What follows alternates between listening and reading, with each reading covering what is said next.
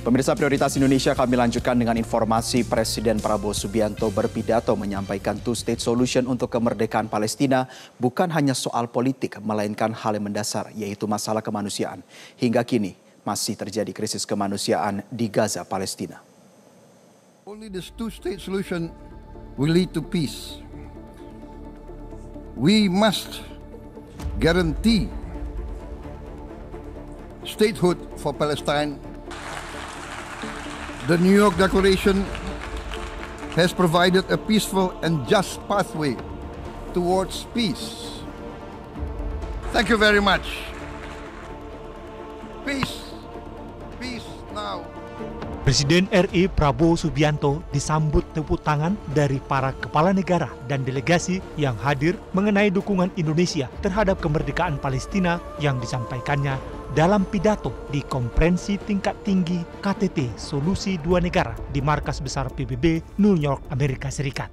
Presiden Prabowo yang berbicara di hadapan pemimpin dunia, termasuk Presiden Prancis Emmanuel Macron, menyatakan sikap Indonesia yang akan mengakui Israel sebagai negara setelah Israel mengakui kemerdekaan dan kenegaraan Palestina. Menteri Luar Negeri RI Sugiono mengatakan kehadiran Indonesia yang dipimpin langsung Presiden Prabowo mendapatkan pengakuan dan penghormatan dari dunia. Kehadiran Indonesia ini bukan hanya masalah politik, tapi hal mendasar adalah kemanusiaan. Ini bukan semata-mata masalah politik, tetapi juga merupakan masalah kemanusiaan yang sangat-sangat mendasar. Karena itu pengakuan dari negara-negara tersebut tadi merupakan sesuatu langkah yang benar di mata sejarah, dan kita berharap dari pengakuan ini ada satu langkah konkret yang terbuka dalam rangka mencapai solusi dua negara tadi. Menlu Sugiono mengatakan Indonesia menyiapkan pengiriman pasukan perdamaian ke Palestina jika situasi nanti sudah terjadi perdamaian dan gencatan senjata.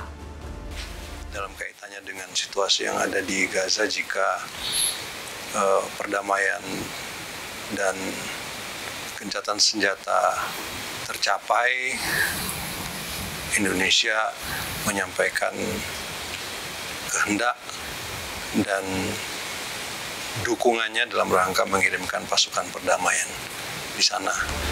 Presiden Prabowo terus berupaya mengadakan pertemuan dengan pemimpin negara-negara lain untuk mendukung perdamaian di Palestina, termasuk bertemu Raja Jordania, Raja Abdullah.